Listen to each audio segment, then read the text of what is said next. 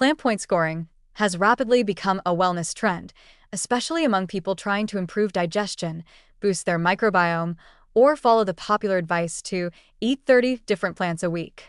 The idea is simple. Every unique plant food, fruits, vegetables, herbs, nuts, seeds, grains, legumes, earns you a point.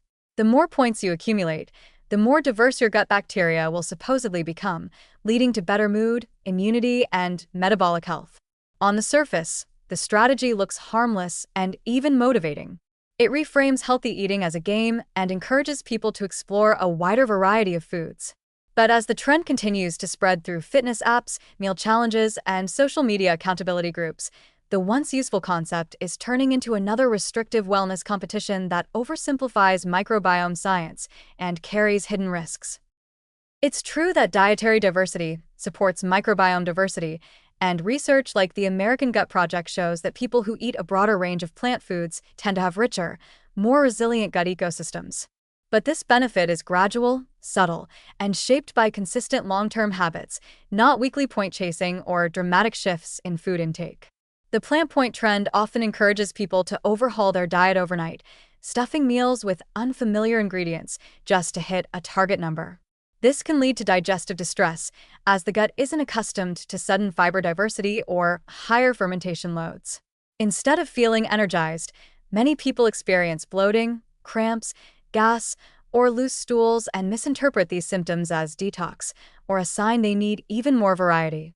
In reality, the discomfort stems from overwhelming the microbiota and digestive enzymes with too much, too fast.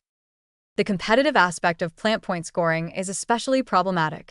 What begins as a friendly challenge can quickly morph into obsession, meticulously tracking ingredients, stressing over whether herbs count as a point, or forcing variety even when it doesn't fit one's appetite or cultural diet. People start to feel guilty if they only eat 12 or 15 plants in a week, even though this is already far more diverse than the typical Western diet.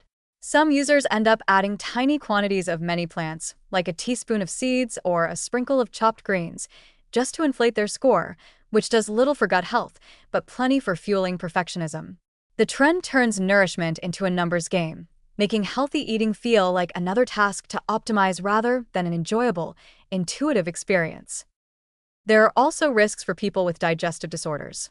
Individuals with IBS, SIBO, IBD, or food sensitivities may find that aggressively increasing plant variety worsens symptoms, triggers flares, or causes unpredictable reactions. High FODMAP foods, raw vegetables, legumes, and certain fibers can be particularly problematic, yet plant point scoring encourages them to push through discomfort to meet arbitrary targets. For someone with a sensitive gut, slow, individualized dietary adjustments are far safer and more effective than trying to hit a viral benchmark.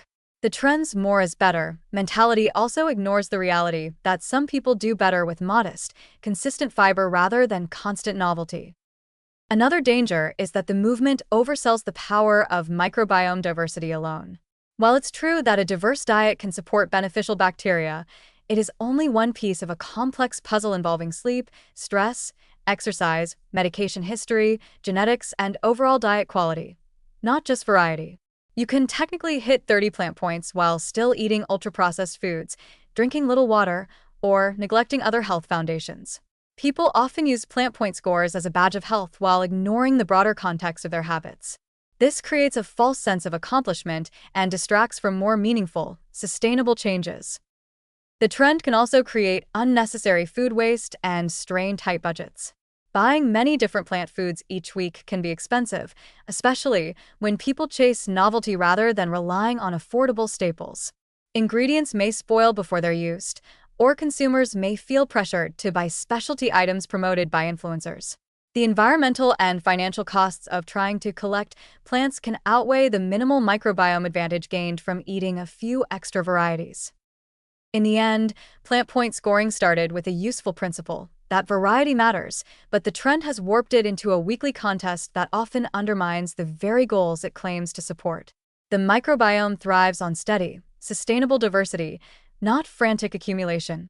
Slow increases in fiber, eating a rotating mix of familiar plants, and building meals around flexibility and enjoyment do far more for long-term gut health than obsessively tracking every leaf and seed.